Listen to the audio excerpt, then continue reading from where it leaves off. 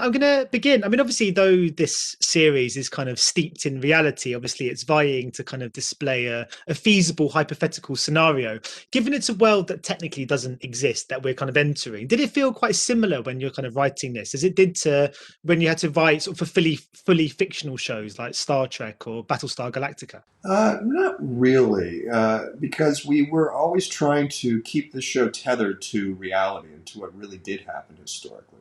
And so the show, starts with small changes, and then further and further you get down the line, we diverge more and more from reality.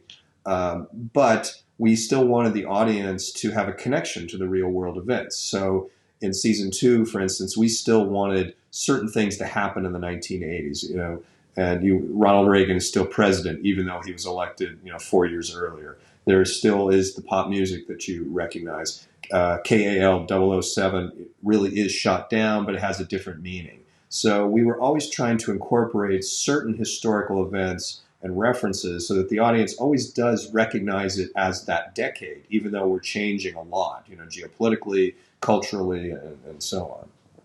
Was it quite fun to write for the 80s? I guess you have to sort of try and avoid getting too caught up in the kind of nostalgia and pop culture references. It was fun. I remember the 80s. So, for me, it was fun to sort of play with the music, to not get too crazy with the fashion and the clothing of the time or the hair. But I remember the 80s pretty clearly. I was in college. So it was fun to sort of revisit the time and sort of, play the game of what might have been and to plant little Easter eggs in the deep background and, casual references to things like, Star Trek II coming out, at a different time. And for me personally, to think about the alternate history of Star Trek was kind of fun and what that would have been in the 70s and the 80s. But it was great. It was really a kick to sort of go back and play around with that era. I sort of, there's obviously some scenes where sort of like I gathered you used the Deepfake technology in this when you were depicting kind of fictionalized scenes of real people. While a great tool for filmmaking, it's so convincing. Should we be a bit worried about that technology? Yeah, I think you got to be worried about technology generally. Technology is just a thing, and you can choose to use it for good or for evil. I think that it's a great tool for fictional film and television. We can do all kinds of amazing things, and it gives you great play. What you can do with actors, you can make actors look much younger, or you could use clips of actors from their youth and change what they're doing in a different context, or you can use historical figures like we're doing and have them do something different. I think that's great and an amazing tool.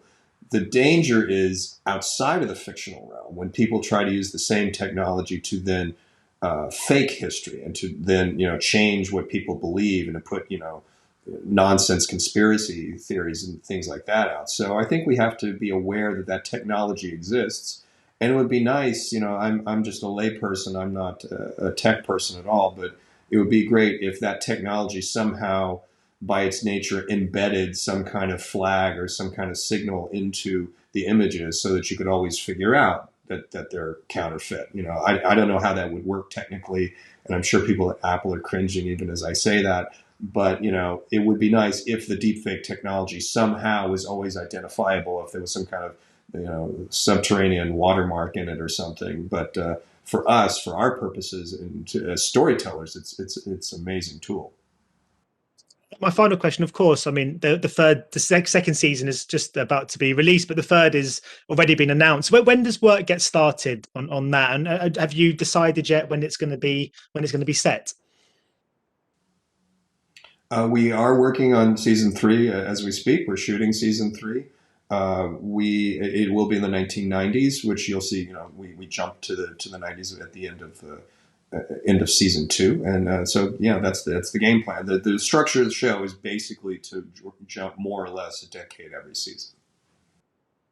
Well, thank you so much for your time today. Best of luck with the series. Cheers. Absolutely. Bye-bye. Thank you. Ladies and gentlemen, you're watching Hey You Guys. Hey, you guys, huh? Hey, you guys. Is that from the Goonies? It is indeed, yeah. Nice. Hey!